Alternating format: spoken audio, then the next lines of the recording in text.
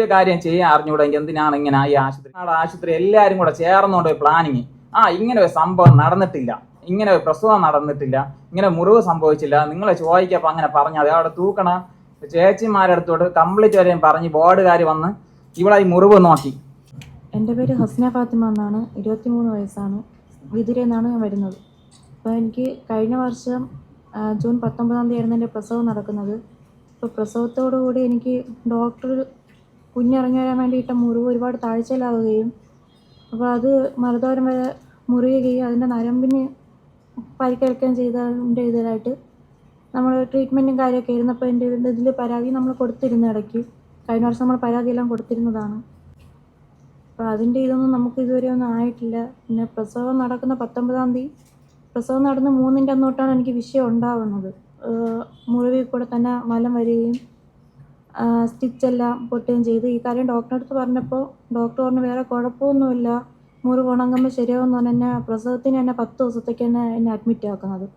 പ്രസവം കഴിഞ്ഞ് 10 ദിവസം കഴിഞ്ഞിട്ടും മുറിവൊന്നും ഉണങ്ങിയിട്ടില്ല. ഈ ഒരു അവസ്ഥയിൽ തന്നെയായിട്ടാണ് വീട്ടിൽ വിടുന്നത്. വീട്ടിൽ പോയിട്ടും വേദനയും ബുദ്ധിമുട്ടൊന്നും മാറാതെ വീണ്ടും നമ്മൾ ഈ ഡോക്ടറെ തന്നെ, ബിന്ദു സുന്ദർ ഡോക്ടറായിരുന്നു പ്രസവം എടുക്കുന്നത്, ഈ ഡോക്ടറെ തന്നെ കാണാൻ വേണ്ടി വന്ന് അപ്പോൾ കണ്ട് കാര്യം പറഞ്ഞപ്പോൾ ഡോക്ടർ പറഞ്ഞു ഡോക്ടറിനെല്ലാം റെഡിയാക്കി തരാം, വേറെ വിഷയമൊന്നുമില്ല എന്നും പറഞ്ഞുകൊണ്ട് എന്നെ വീണ്ടും 7 ദിവസത്തേക്ക് എന്നെ അഡ്മിറ്റ് ആക്കുന്നുണ്ട്. അപ്പോഴത്തേക്കും നമ്മൾ കാര്യം ചോദിച്ചു, ഡോക്ടർ എന്തുകൊണ്ടാണ് ഇങ്ങനെയെല്ലാം സംഭവിക്കുന്നതെന്ന് ചോദിച്ചാൽ ഡോക്ടർ അതിനുള്ള മറുപടിയോ ഒന്നും പറഞ്ഞിട്ടില്ല. അപ്പോൾ ഇത് കഴിഞ്ഞിട്ട് അവരെല്ലാം ഡ്രസ്സിങ് എല്ലാം ചെയ്ത് മുറിവെല്ലാം ക്ലീൻ ചെയ്ത് തന്നുകൊണ്ടിരുന്നു. അതിനുശേഷം 5 ദിവസം കഴിഞ്ഞപ്പോഴത്തേക്ക് ഡോക്ടർ പറഞ്ഞു മെഡിക്കലിലത്തേക്ക് പോകണം, മെഡിക്കലിൽ പോയി ഒരു സർജറി വേണ്ടി വരും, എന്നാലേ ഇത് ക്ലിയർ ആക്കാൻ പറ്റുള്ളൂ എന്ന് പറഞ്ഞ് മെഡിക്കലിലത്തേക്ക് വിടുകയാണ്. മെഡിക്കലിലത്തേക്കുള്ള റെഫറൻസ് പേപ്പറിലാണ് അവർ എഴുതിയേക്കുന്നത് ഇതേപോലെ വണ്ടി യാത്ര ചെയ്തത് കൊണ്ടാണ് വലതുഭാഗം വരെയുള്ളത് മുറിയുകയും നരമ്പ് കട്ടാവുകയും ചെയ്തത്, വണ്ടി യാത്ര ചെയ്തത് കൊണ്ടും നടന്നതൊക്കെ കൊണ്ടാണ് അങ്ങനെയാണ് അവർ റെഫറൻസ് എഴുതിയേക്കുന്നത്.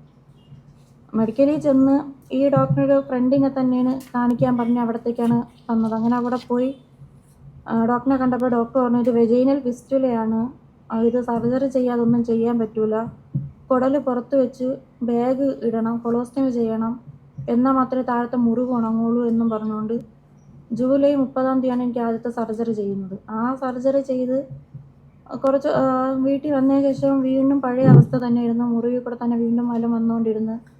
അങ്ങനെ ഡോക്ടറിൻ്റെ അടുത്ത് വീണ്ടും പോയി സർജറി ചെയ്ത ഡോക്ടറിൻ്റെ അടുത്ത് പോയി കാര്യം പറഞ്ഞപ്പോൾ ഡോക്ടർ പറഞ്ഞു അത് ബാലൻസ് ഉണ്ടായിരുന്നത് പോയതാണ്, കുറച്ച് ദിവസം കഴിയുമ്പോഴത്തേക്ക് റെഡിയാവും എന്നെല്ലാം പറഞ്ഞ് അവർ വീട്ടിൽ വിട്ടു. അത് കഴിഞ്ഞ് ഒരു ഒക്ടോബർ 22 ആയപ്പം പ്ലാസ്റ്റിക് സർജറി ചെയ്യണമെന്ന് പറഞ്ഞ് മുറിവ് അടയ്ക്കാൻ വേണ്ടി അത് ചെയ്തിട്ടും പഴയ അവസ്ഥ തന്നെ തുടർന്നതുകൊണ്ട് ഈ വെച്ച മാംസവും എല്ലാം കൂടെ ആയിട്ട് വീണ്ടും അത് പോവുകയെല്ലാം ചെയ്ത് അങ്ങനെ അവർ പറഞ്ഞു, ആദ്യം ചെയ്ത ഡോക്ടർ പറഞ്ഞു അത് കൊളോസ്റ്റമി ചെയ്തത് ശരിയായില്ല, അതൊന്നും കൂടെ ചെയ്യേണ്ടി വരും, അതുകൊണ്ട് ഒന്നും കൂടെ സർജറി വേണം എന്ന് പറഞ്ഞുകൊണ്ട് നവംബർ 5-ാം തീയതി അന്ന് എനിക്ക് വീണ്ടും കൊളോസ്റ്റമി ചെയ്തു. അങ്ങനെ മെഡിക്കലിൽ മാത്രം 3 സർജറി ചെയ്തു, 3 സർജറിയും ശരിയായില്ല.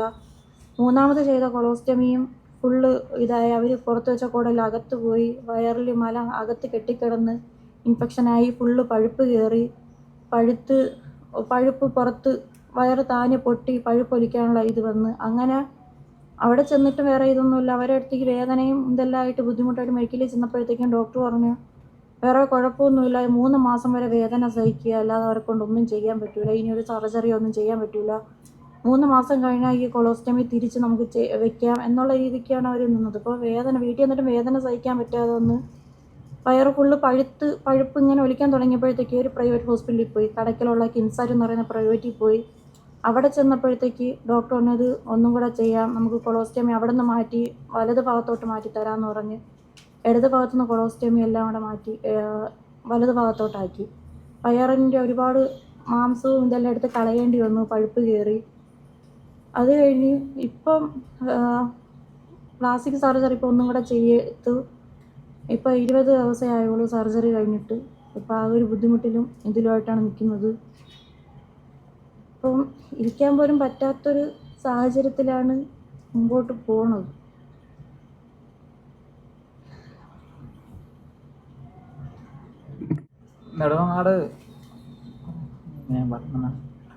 നെടുമങ്ങാട് വെച്ച് ബിന്ദു സുന്ദർ ഡോക്ടറെ അടുത്ത് ഞാൻ പറഞ്ഞു, ഡോക്ടർ ഇങ്ങനെ അവൾക്ക് ഈ മുറിവ് വഴി മലം വരെയാണ് എന്ന് ഞാൻ പറഞ്ഞു. 3-ൻ്റെ അന്നാണ് ഞാൻ പറയണത്. പറയാൻ സമയത്ത് ഇതേപോലെ മുറിവും മലവും ഇങ്ങനെ വന്നുകൊണ്ടിരിക്കണം. അപ്പോൾ അവർ പറഞ്ഞതെന്ന് വെച്ചാൽ കുഴപ്പമില്ല, അതൊരു മുറിവ് താനെ പുറത്തോളൂ എന്ന് പറഞ്ഞാണ് വീണ്ടും 10 ദിവസം കിടത്തി. 8ൻ്റെ അന്ന് ഇതേ അവസ്ഥയായി. ഈ തയ്യൽ കംപ്ലീറ്റ് ഇപ്പോൾ ഇതേ അവസ്ഥയായിട്ട് എൻ്റെ അടുത്ത് പറഞ്ഞ് 10ൻ്റെ അന്ന് വീട്ടിൽ പറഞ്ഞു വിട്ടതിന് ശേഷം വീണ്ടും ഞാൻ ഡോക്ടർ വന്ന് കണ്ടവൻ പറഞ്ഞ് ഹസ്നായം കൊണ്ട് വന്നാൽ മതി, ഞാൻ റെഡിയാക്കി തരാമെന്ന് പറഞ്ഞ് വീണ്ടും ഞാൻ ഹസ്നായം കൊണ്ട് അവിടെ ചെന്നപ്പം പറഞ്ഞു 7 ദിവസം നിർത്തി ഞാൻ ക്ലീൻ ചെയ്യാം, ഞാൻ തന്നെ റെഡിയാക്കി തരാമെന്ന് പറഞ്ഞു. 7 ദിവസം കഴിഞ്ഞ ശേഷം ഇത് കറക്റ്റ് ആവാത്തതുകൊണ്ട് 5 ദിവസം കഴിഞ്ഞ ശേഷം കറക്റ്റ് ആവാത്തതുകൊണ്ട് അവർ പറഞ്ഞ് എൻ്റെ ഫ്രണ്ടുണ്ട് ജെയിൻ സ്റ്റീവനാണ്, ഞാൻ എല്ലാ കാര്യവും പറഞ്ഞിട്ടുണ്ട്, നിങ്ങൾ അവിടെ കൊണ്ടുപോയാൽ മതി, അവർ റെഡിയാക്കി തരുമെന്ന് പറഞ്ഞു. നേരെ മെഡിക്കൽ കോളേജിൽ കൊണ്ടുപോയതിനു ശേഷം അവർ SITക്ക് വിട്ടപ്പോഴാണ് അവർ പറഞ്ഞത് ഇത്രയും ഈ താഴ്ചയെ കീറിയിട്ടുണ്ട്, അതുകൊണ്ട് MR എടുക്കണമെന്ന്. MR എടുത്തപ്പോഴാണ് അറിയണത് 2.7 സെൻറ്റിമീറ്റർ അടുപ്പിച്ച് ഈ മുറിവ് ഉണ്ടെന്ന് അറിയണത്. അപ്പം പറഞ്ഞ് മുറിവ് പൊറുക്കണമെങ്കിൽ വയറ്റിൽ സ്റ്റോമ ബാഗ് ചെയ്യണമെന്ന് പറഞ്ഞു. അങ്ങനെ സ്റ്റോമ ബാഗ് ആദ്യം ഓപ്പറേഷൻ ചെയ്ത് സ്റ്റോമ ബാഗ് ഫസ്റ്റ് ചെയ്തത് ഇങ്ങനെയാണ് മെഡിക്കൽ കോളേജിൽ ഫസ്റ്റ് ചെയ്തത്. സ്റ്റോമ ബാഗ് ഇത് ചെയ്തതിനു ശേഷമാണ് വീണ്ടും ശരിയായില്ലെന്ന് പറഞ്ഞ് ഇതേപോലെ ചെയ്ത് വെച്ച് മെഡിക്കൽ കോളേജ് നിസാറുദ്ദീൻ ഡോക്ടറും ജെയിൻ സ്റ്റീവൻ സാറും കൂടെയും ചെയ്യുക ഇതേപോലെ ചെയ്ത് വെച്ച് അവസാനം ഈ 3 ഓപ്പറേഷൻ പിന്നെ ബ്ലാസ്റ്റ് സർജൻ ചെയ്ത്. ഇത് 3ഉം പ്രധാനപ്പെട്ട ഡോക്ടർമാരാണ് മെഡിക്കൽ കോളേജ് ഓപ്പറേഷൻ ചെയ്ത. 3 ഓപ്പറേഷൻ ശരിയാവാത്ത ആ അവസ്ഥയാണ് കിംസാറ്റി കൊണ്ടുപോയത്. ഇത് ചെയ്യാനുള്ളത് ഇങ്ങനെയാണ് ചെയ്യാനുള്ളത്. എൻ്റെ ഭാര്യ മെഡിക്കൽ കോളേജ് ആശുപത്രിയും നെടുവങ്ങാട് ഇട്ട് കഷ്ടപ്പെടുത്തുകയായിരുന്നു. ഈ കണക്കിന് ആണ് ചെയ്യാനുള്ളത്. ഇതാണ് കിംസാറ്റി ചെയ്യുക. ഇതാണ് കറക്റ്റ് ഓപ്പറേഷൻ. 2 കുടലും എടുത്ത് ചെയ്യാനുള്ള. മെഡിക്കൽ കോളേജ് ചെയ്തതെന്ന് വെച്ചാൽ കുടല് മടക്കി വെച്ച് താഴോട്ട് മലം പോണ കുടൽ ഇങ്ങനെ മടക്കി വെച്ച് പിന്നാണ് അടിച്ചിരുന്നത്. ഈ പിന്നെ അടിച്ചു വെച്ച് അത്രയും കഷ്ടപ്പാടായിരുന്നു. നിങ്ങൾക്ക് ഇത് മലം പോകാൻ സമയത്ത് വേദനയും ബുദ്ധിമുട്ടായി കരച്ചിലും ഇതായി. ഇതിൻ്റെ ഇടയ്ക്ക് എൻ്റെ മോന് പാൽ കൊടുക്കാൻ പറ്റില്ല. മോൻ പെങ്ങളെ വീട്ടിലായിരുന്നു. ആശുപത്രിയും കാര്യവും പൊടി മായ്ക്കാനും എൻ്റെ വേറെ നിവൃത്തിയില്ല. ഉണ്ടായിരുന്ന ജീവിതമാർഗ്ഗം വണ്ടി കൊടുത്ത് നമുക്ക് കയറി കിടക്കാൻ വീടോ സ്ഥലമോ ഒന്നുമില്ല, വാടകയ്ക്കാണ് താമസിക്കുന്നത്. ഇപ്പം ഞാൻ കൂലിക്ക് ഓടിയാണ് എൻ്റെ ഭാര്യയെ നോക്കണം. പലിശയും കാര്യങ്ങളും എടുത്താണ് ഞാൻ ഇപ്പം മുമ്പോട്ട് പോകണം. ഒരു മാസം തന്നെ 10-25 പലിശയും കാര്യം വേണം. ഒരു കാര്യം ചെയ്യാൻ അറിഞ്ഞുകൂടെങ്കിൽ എന്തിനാണ് ഇങ്ങനെ ഈ ആശുപത്രി ചെയ്യണം? മെഡിക്കൽ കോളേജിൽ ഒരു 14 രൂപയ്ക്കുള്ള ഒരു ട്രിപ്പ് വേദനയ്ക്കുള്ള ട്രിപ്പ് വരെ നമ്മൾ വെളിയിൽ കൊടുത്താണ് വാങ്ങിപ്പിച്ചത്. എൻ്റെ ഭാര്യ ഫുൾ ഓപ്പറേഷനും സീസ കാർഡില്ലാത്തതുകൊണ്ട് ഞാൻ കടവും കാവലും മറിച്ച് ഞാൻ ചെയ്തത്. ഇതുവരെയും ഡോക്ടറിൻ്റെ ബിന്ദുസുന്ദർ ഡോക്ടറുടെ ഭാഗത്തുനിന്നോ ഒരു സ്ഥലത്തുനിന്ന് നമുക്ക് ഒരു സഹായങ്ങളോ വിളിച്ചൊന്നും ചോദിക്കുകയോ ചെയ്തിട്ടില്ല. അത് പോയിട്ട് ബോർഡ് കാര്യം എന്ന് പറയുന്നത് എന്തിനീ ബോർഡ് കാര്യം? എല്ലാ മനുഷ്യന്മാരാണ്, നമ്മളെല്ലാവരും ആപത്തുകൾ സംഭവിക്കാത്ത ആരുമില്ല. ബോർഡ് കാര്യം വന്നപ്പം നെടുവങ്ങാട് ആശുപത്രി എല്ലാവരും കൂടെ ചേർന്നുകൊണ്ട് പ്ലാനിങ് ഇങ്ങനെ ഒരു സംഭവം നടന്നിട്ടില്ല, ഇങ്ങനെ ഒരു പ്രസവം നടന്നിട്ടില്ല, ഇങ്ങനെ മുറിവ് സംഭവിച്ചില്ല, നിങ്ങളെ ചോദിക്കപ്പോൾ അങ്ങനെ പറഞ്ഞത് അവിടെ തൂക്കണ ചേച്ചിമാരുടെ അടുത്തോട്ട് കംപ്ലീറ്റ് വരെയും പറഞ്ഞ് ബോർഡുകാർ വന്ന് ഇവിടെ ഈ മുറിവ് നോക്കി മെഡിക്കൽ ബോർഡിൽ നിന്ന് മുറിവും കാര്യം എല്ലാം നോക്കിയിട്ട് പറഞ്ഞ് നമുക്ക് നിന്റെ കഷ്ടപ്പാടും ദുഃഖമൊക്കെ അറിയാം, ഇതെല്ലാം സത്യവും നമുക്ക് മനസ്സിലായി, നമ്മൾ വേണ്ട പോലെ ചെയ്യാന്നില്ല എൻ്റെ അടുത്തും ഭാര്യ അടുത്തും പറഞ്ഞിട്ട് ഇവർ റിപ്പോർട്ട് കൊടുത്തേക്കണം. നെടുവാട് സ്റ്റേഷനിൽ ഞാൻ ചോദിച്ചാൽ പറഞ്ഞു വെച്ചാൽ ഇങ്ങനെ സംഭവം ഉണ്ടായിട്ടില്ല എന്നുള്ള രീതിക്ക് ഞാൻ റിപ്പോർട്ട് കൊടുത്തേക്കണം. നമ്മളെ പോലെയുള്ള പാവങ്ങൾക്ക് എവിടെ നീതിയുണ്ട്? ഇപ്പം എൻ്റെ ഭാര്യ കീറി ഈ കാലിൻ്റെ ഇവിടെ നിന്ന് ഇത്രയും ഭാഗം കീറി ഗ്ലാസ് സർജൻ ചെയ്തിരിക്കുക. ഇതിൻ്റെ അകത്തുകൂടാ ഈ 23 വയസ്സായ തൂറാണ്. ഈ മരം ഈ സൈഡിൽ കൂടെയാണ് ഞാൻ എടുത്ത് കളയണം. എൻ്റെ മോനെ എടുക്കാനോ ഒന്നിനും പറ്റാത്ത ഈ അവസ്ഥയിൽ ഇപ്പം എത്ര 6 ഓപ്പറേഷനായി. നമ്മളെ കൊണ്ട് എന്ത് പറ്റും? കടവും കാവലും മാച്ച് ചെയ്യണേന്ന് വണ്ടി ഓടാൻ പോകാൻ പറ്റും. ഇവിടെ വേദനയും ബുദ്ധിമുട്ടും എടുക്കുമ്പം ഞാൻ വീണ്ടും മരുന്നും കാര്യവും മാറ്റി വീണ്ടും പോകും. ഈ കിംസും പ്രൈവറ്റ് ആശുപത്രി 2 ആശുപത്രി ഞാൻ പോയില്ലെങ്കിൽ എൻ്റെ ഭാര്യ ഇന്ന് മരിച്ചിട്ട് ഇപ്പം 1 വർഷം അടുപ്പിച്ചായന. മെഡിക്കൽ കോളേജുകാരും നെടുവങ്ങാട് ബിന്ദുസുന്ദറും ഈ ജെയിൻ സ്റ്റീവൻ സാറും എല്ലാവരും കൂടെ ഓപ്പറേഷൻ ചെയ്യണം. എന്തിനാണ് ഇങ്ങനെ പാവങ്ങളായിട്ട് കീറി മുറിക്കണം? എനിക്ക് അറിഞ്ഞുകൂടെന്ന് പറയാത്തത് എന്തിന് ഈ അവസ്ഥ എൻ്റെ ഭാര്യ ആക്കി? ഇത്രയും കടക്കാരൻ എന്നെ എന്തിനാക്കിയത്? ഒരു നിവൃത്തി ഇല്ലാത്തതുകൊണ്ടാണ് ഇപ്പോൾ ഇവിടെ വന്ന് നിങ്ങൾ എല്ലാവരുടെ അടുത്തും പറയണത്. അത്രയ്ക്ക് അവസ്ഥയായതുകൊണ്ടാണ്.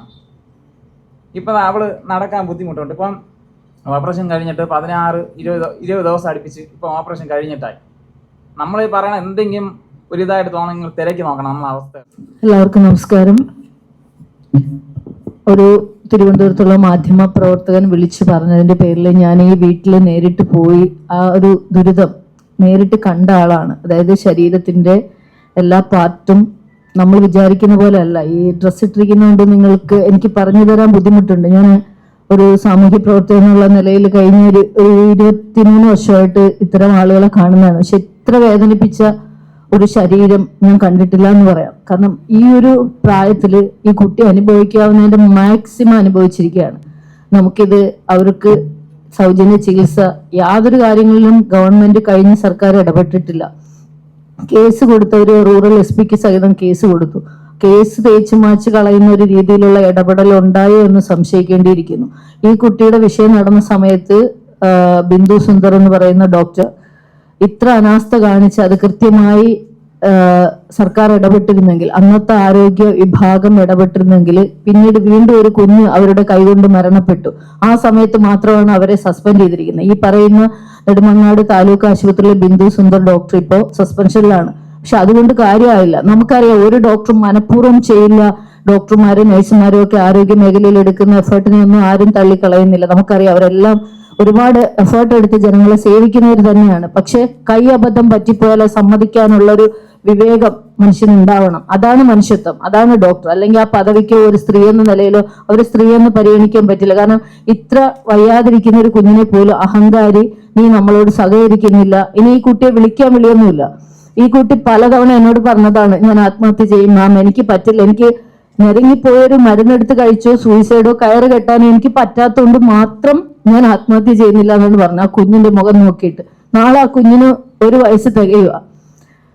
അപ്പോ നമ്മൾ ഈ കാണിക്കുന്ന ഇവിടെ പറഞ്ഞിരിക്കുന്ന എല്ലാ കാര്യങ്ങളും 100% സത്യസന്ധമായ കാര്യങ്ങളാണ് ഈ കുടുംബം പറയുന്നത്. പാവപ്പെട്ടവരാണ്, വാടക വീട്ടിലാണ് കിടക്കുന്നത്. ഈ കുട്ടിക്കൊരു ഓട്ടോറിക്ഷ ഉണ്ടായിരുന്നു, അത് കൊടുത്തിട്ടാണ് ഇപ്പോൾ ഈ ചികിത്സ ചെയ്യാൻ വേണ്ടി പോകുന്നത്. ലക്ഷങ്ങളായി. അതൊന്നും ഓട്ടോ കൊടുത്തുകൊണ്ട് മാത്രം അവർക്കാവില്ല. പല സാമൂഹ്യ പ്രവർത്തകരായ ആളുകളൊക്കെ ഇടപെട്ടിട്ടാണ് ആ കുട്ടിയുടെ ചികിത്സ ഇപ്പോൾ മുന്നോട്ട് പോയിക്കൊണ്ടിരിക്കുന്നത്.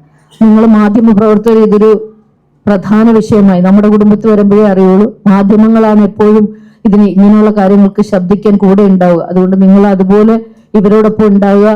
ഇന്ന് ഇത് ആരോഗ്യമന്ത്രിയുടെയും CM-ന്റെയും ശ്രദ്ധയിൽപ്പെടുത്തി അവർക്ക് വേണ്ടുന്ന ചികിത്സാ സൗജന്യം ഇതുവരെ അവർക്ക് ഏകദേശം 16 ലക്ഷം രൂപയ്ക്ക് പുറത്ത് ഇപ്പോൾ വരെ ആയിട്ടുണ്ട്.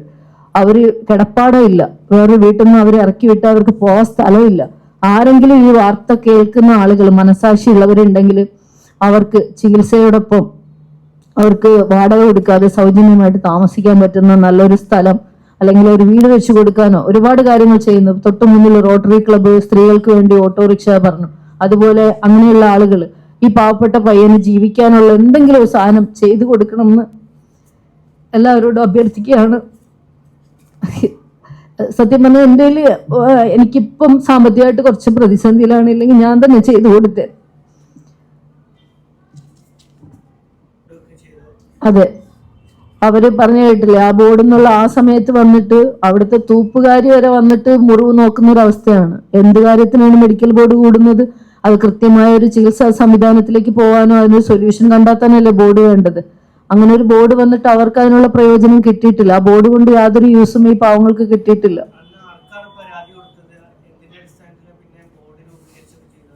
അതവിടെ ഇവരാദ്യം പോലീസ് സ്റ്റേഷനിൽ കേസ് കൊടുത്തിരുന്നു. പക്ഷെ അതിന് FIR-ന്റെ കോപ്പി പോലും ഇവർക്ക് കൊടുത്തിട്ടില്ല.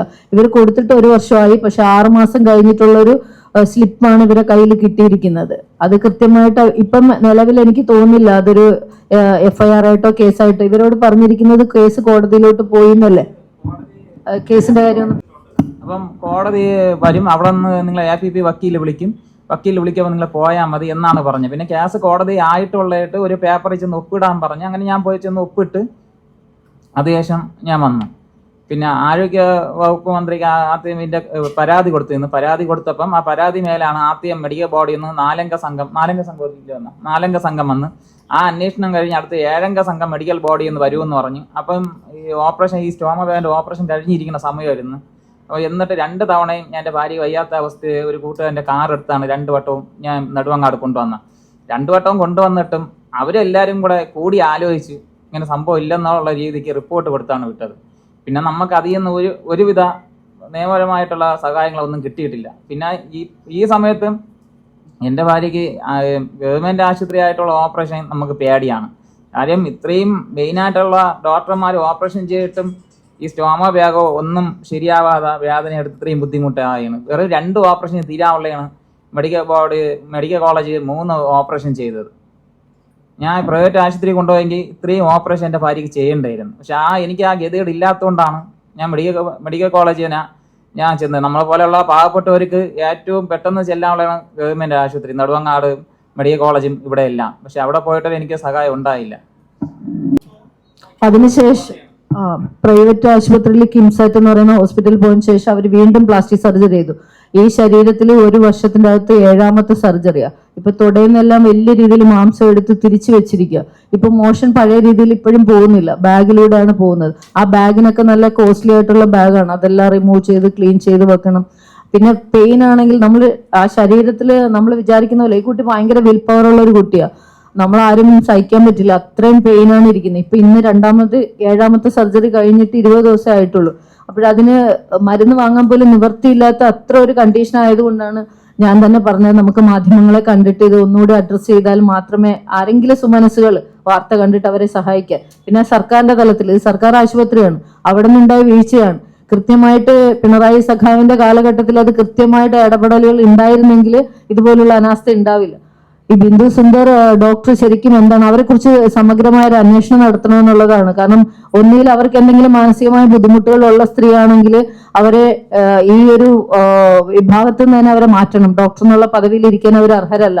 അവരിപ്പം നമ്മൾ സസ്പെൻഡ് ചെയ്തു എന്നാണ് അറിയുന്നത്. പക്ഷെ സസ്പെൻഡ് ചെയ്തുകൊണ്ട് മാത്രം കാര്യമല്ല, അവർ വേറെ ഏതെങ്കിലും പ്രൈവറ്റ് ആശുപത്രിയിലോട്ട് പോയിട്ട് ഇതുപോലുള്ള കാര്യങ്ങൾ ചെയ്യും. ഈ പാവപ്പെട്ട കുടുംബത്തിൽ നിന്ന് പിന്നീടും ഇത്ര വേദന എടുത്ത് അവിടെ ചെന്ന സമയത്ത് മരുന്ന് വെക്കാൻ വേണ്ടി 2000 രൂപ ഈ പാവങ്ങളെ കയ്യിൽ നിന്ന്, ഇത്ര അവരുടെ അനാസ്ഥ കൊണ്ട് വന്നിട്ട് 2000 രൂപ ഇവരെ കയ്യിൽ നിന്ന് എണ്ണി മേടിച്ചു ആ സ്ത്രീ. അത് പറയുന്നതിൽ നമുക്കിപ്പോ ഒരു എന്ത് ഭവിഷ്യത്തുണ്ടായാലും പ്രശ്നമില്ല. പക്ഷെ ഇത് ആരാണ് അവരെ സംരക്ഷിക്കുന്നത് നമുക്കറിയില്ല, എനിക്കറിയില്ല, അവർക്കറിയാമെന്നറിയില്ല, അവരേത് പൊളിറ്റിക്സിന്റെ ഭാഗമാണെന്നൊന്നും എനിക്കറിയില്ല. ഞാൻ ആസ് സാമൂഹ്യ പ്രവർത്തകൻ ഞാൻ ഇടപെട്ടതാണ്. നമുക്കിതിനകത്ത് പൊളിറ്റിക്സ് ഒന്നും കൊണ്ടുവരാൻ യാതൊരു താല്പര്യമില്ല. അതുകൊണ്ട് വി ഡി സതീശൻ സാർ ഇത് ഇടപെടുക, അതുപോലെ ആരോഗ്യവകുപ്പ് മന്ത്രി അവർക്ക് വേണ്ടത്ര സഹായങ്ങൾ ചെയ്തു കൊടുക്കണം എന്നുള്ള ഒരു അഭ്യർത്ഥനയാണ് മുന്നോട്ട് വെക്കുന്നത്, വേറെ ഒന്നുമല്ല. കാരണം അവർക്ക് ഇതുപോലെ ഈ കുട്ടിക്ക് ആ ഒരു സമയത്ത് കൃത്യമായ ഇടപെടൽ LDF സർക്കാരിന്റെ ഭാഗത്തുനിന്ന് ഉണ്ടായിരുന്നെങ്കിൽ പിന്നെ ഒരു കുഞ്ഞ് മരിച്ചു അവരുടെ കൈകൊണ്ട്, അനാസ്ഥ കൊണ്ട്. അത് അന്ന് പ്രശ്നമായപ്പോഴാണ് അവരെ ഡിസ്മിസ് ചെയ്തത്. അപ്പൊ ആ സ്ത്രീ ഇനി MDMA പോലെയുള്ള എല്ലായിടത്തും അതാണല്ലോ, അപ്പം എല്ലാം വേറെ ലോകത്തേക്കാണല്ലോ പോകുന്നത്. ഡോക്ടർ തന്നെ ഇനി വേറെ ഏതെങ്കിലും യൂസ് ചെയ്തിട്ടാണോ ഹോസ്പിറ്റലിൽ വരുന്നത്, ഇത്ര രോഗികളോട് ഇടപെടുന്നതെന്ന് അറിയാൻ വയ്യ, എനിക്കറിയില്ല സത്യം. അതൊക്കെ അന്വേഷിക്കണം. കാരണം നോർമലി ഒരു സ്ത്രീയാണ്, അങ്ങനെ ഒരു ഡോക്ടർ മനഃപൂർവ്വം ചെയ്യില്ല. ഒരു തവണ അബദ്ധം പറ്റാം, മനുഷ്യരാണ്, കൈകൊണ്ട് അബദ്ധം പറ്റാം. പക്ഷെ ഒന്ന് വിളിച്ച് സോറി പറഞ്ഞു, മോളെ ഇങ്ങനെ പറ്റിപ്പോ, അവരുടെ ചെറുമകളുടെ പ്രായമാകാനേ ഉള്ളൂ ഈ കുഞ്ഞ്, അവളോട് വിളിച്ച് പറയാം, ഒരു സാന്ത്വനിപ്പിക്കാൻ. അവർക്ക് ലക്ഷ്യങ്ങളില്ല, എന്നാലും ഒന്നും കൊടുത്തില്ലെങ്കിലും കുഴപ്പമില്ല, ഒരു സാന്ത്വന വാക്ക് ആ ഡോക്ടറുടെ ഭാഗത്തുനിന്ന്. ഇത്തരത്തിൽ അതേപോലെ ഒരുപാട് ദുരിതങ്ങൾ സാധാരണക്കാരായ ആളുകൾ ഗവൺമെന്റ് ആശുപത്രിയിൽ അനുഭവിച്ചുകൊണ്ടിരിക്കുക. ഒരു മരുന്ന് വേണമെങ്കിലും ഒരു സൂചി സിറിഞ്ച് വരെ പുറത്തുനിന്ന് വാങ്ങണം. ഈ ഒരു മിനിസ്ട്രിയുടെ കാലഘട്ടത്തിൽ എന്തൊക്കെയാണ് ഇനി നടക്കുന്നതെന്നുള്ളത് ഇപ്പം കാണേണ്ടി വരും. നമ്മൾ കണ്ടുകൊണ്ടിരിക്കുന്ന കാര്യങ്ങൾ. സാധാരണക്കാരന് സുഗമമായ ചികിത്സാ സൗകര്യങ്ങൾ കിട്ടണം. എല്ലായിടത്തും ചികിത്സാ കാർഡ് ഉണ്ടെന്ന് പറയുന്നത്, പലയിടത്തും കാർഡ് കൊണ്ടുപോയാൽ പോലും സൗജന്യം ലഭിക്കാത്ത പല സമയമുണ്ട്. പല മരുന്നുകൾ ഇല്ലെങ്കിൽ അവർ ഏതെങ്കിലുമൊക്കെ മരുന്ന് പുറത്തുനിന്ന് എടുപ്പിക്കും. ഈ മരുന്ന് മാഫിയയും ഈ ഡ്രഗ് മാഫിയയും ഈ ഹോസ്പിറ്റൽ മാഫിയയും അവയവ കടത്തും, ഇങ്ങനെ ഒരുപാട് ആളുകളുടെ ഒരു കോക്കസിലാണ് ആരോഗ്യ മേഖല പോയിക്കൊണ്ടിരുന്നത്. കഴിഞ്ഞ 10 വർഷം നമ്മൾ കണ്ടതാണ് പല തരത്തിലുള്ള ദുരിതങ്ങൾ. ഇപ്പോഴും അതിനൊന്നും മാറ്റം ഉണ്ടാവുമെന്ന് തോന്നുന്നില്ല. ഒരു പ്രതീക്ഷയാണ് പുതിയ സർക്കാരിലേക്ക് വയ്ക്കുന്നത്. അതുകൊണ്ട് സസ്പെൻഷനിലാണ്. അല്ല, പിന്നീട് വേറൊരു കുഞ്ഞ് മരണപ്പെട്ടു അവരുടെ കൈകൊണ്ട്. ആ വീട്ടുകാര് പ്രശ്നം ഉണ്ടാക്കിയാണ് അവരെ സസ്പെൻഡ് ചെയ്തിരിക്കുന്നത്. മാധ്യമങ്ങൾ ഇത് പരമാവധി ഒരു കുടുംബത്തിന്റെ ഒരു നിലനിൽപ്പിന്റെ പ്രശ്നമാണ്. എല്ലാവരും കൂടി ആത്മഹത്യ ചെയ്താൽ നമ്മൾ റീത്തോക്കായിട്ട് പോയി അന്നൊരു വാർത്താ പ്രാധാന്യം കിട്ടും എന്നല്ലാതെ ഇപ്പം നിങ്ങൾ ദൈവത്തെ ഓർത്ത് മനസാക്ഷിയുള്ള എല്ലാ മാധ്യമ പ്രവർത്തകരും ഈ കുടുംബത്തെ സപ്പോർട്ട് ചെയ്യണമെന്ന് അങ്ങേയറ്റം വിനീതമായിട്ട് അഭ്യർത്ഥിക്കുകയാണ്. കാരണം ജീവിക്കാൻ പൈസയില്ല, മരുന്ന് വാങ്ങാൻ പൈസയില്ല. ആ കുട്ടി ഒരിടത്ത് കൊണ്ടുപോകണമെങ്കിൽ അവർ 10 പേരോട് കെഞ്ചുവാണ്. ആ കുട്ടിക്ക് പൈസയില്ല, ഈ ഭർത്താവിന്. അവനെ പോലെ ഒരാളായതുകൊണ്ടാണ് ഈ കുട്ടിയെ നോക്കുന്നത്. വേറൊരാൾ ഒരു മനുഷ്യനെ നോക്കില്ല. അത്ര ബുദ്ധിമുട്ടിലൂടെ ഈ പെൺകുട്ടി കടന്നു പോകുന്നത്. 23 വയസ്സിൽ അവളുടെ സ്വപ്നങ്ങൾ മുഴുവൻ തീർന്നു. ഒരമ്മ 4 വർഷം കാത്തിരുന്നിട്ട് ഒരു കുഞ്ഞുണ്ടായത്. ആ കുഞ്ഞിനെ അവൾക്ക് എടുക്കാൻ സാധിക്കുന്നില്ല. ഒന്ന് ആലോചിച്ച് നോക്കൂ. ആ കുഞ്ഞിന് മുലയൂട്ടാൻ സാധിക്കുന്നില്ല, ആ കുഞ്ഞിനെ എടുക്കാൻ സാധിക്കുന്നില്ല. ഒരമ്മ, ആ പെൺകുട്ടി ഇനി ജീവിതകാലം മുഴുവൻ വേദനിച്ച് കഴിയണം ഈ ഒരു അനാസ്ഥ കാരണം. ആ കുട്ടി ശരിക്കും മറ്റുള്ള ബന്ധുക്കളുടെ പരിചരണം കൊണ്ടാണ് കഴിയുന്നത്. കാരണം ഈ പയ്യനെ, ഈ കുട്ടിയെ നോക്കണം. അപ്പോൾ അച്ഛന്റെ അമ്മയുടെ ഒരു സ്നേഹമില്ലാതെ, സ്നേഹം കിട്ടാതെ, എടുക്കാതെ, ലാളിക്കാതെ, അതിന് സമയത്തൊന്നും കൊടുക്കാൻ പറ്റാത്തൊരവസ്ഥയിലൂടെയാണ് അവരും പോകുന്നത്. 4 വർഷം കാത്തിരുന്ന ഒരു കുഞ്ഞോമ്മനാണ്. നാളെ അതിന്റെ പിറന്നാളാ. ഇന്നും നാളെയായിട്ട് നിങ്ങൾ ആ വാർത്ത കൊടുത്ത ആ കുഞ്ഞിനോടെങ്കിലും ഈ പൊതുസമൂഹം, കേരള സമൂഹം നീതി കാണിക്കണമെന്ന് അഭ്യർത്ഥിക്കുന്നു. Thank you.